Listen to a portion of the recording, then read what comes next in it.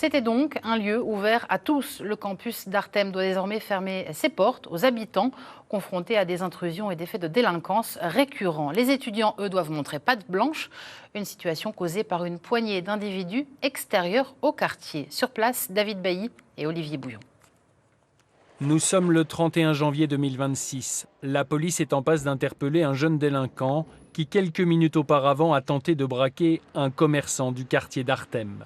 Bilan, un adolescent arrêté, une plainte de déposée et un secteur toujours en tension. L'insécurité est ici croissante depuis quelques mois, notamment sur le campus des étudiants. Il y a plusieurs problématiques. Il y a des problématiques d'atteinte aux biens. Ça va de la simple intrusion, il y a eu pas mal de vandalisme à répétition, jusqu'aux atteintes aux personnes, des menaces, des intimidations, une agression au mois de juin dernier. Pour solutionner ces problématiques de violence, l'Université de Lorraine paye des agents de sécurité privés pour contrôler les accès aux écoles. Les étudiants doivent badger. Des étudiants qui vivent mal cette situation. Leur bar associatif, par exemple, ferme désormais à 19 h au lieu de 21 h 30. Il y a beaucoup d'incompréhension et de colère, oui. On aimerait que la vie associative reprenne son cours normal et on trouve ça un peu hallucinant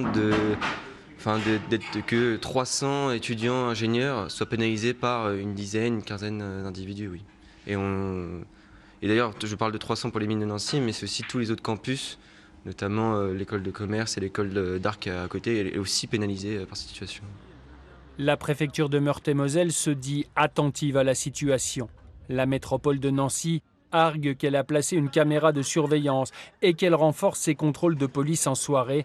Mais dans le quartier, on trouve le temps long, surtout que les primo-délinquants qui sévissent sont tous parfaitement identifiés par les forces de l'ordre.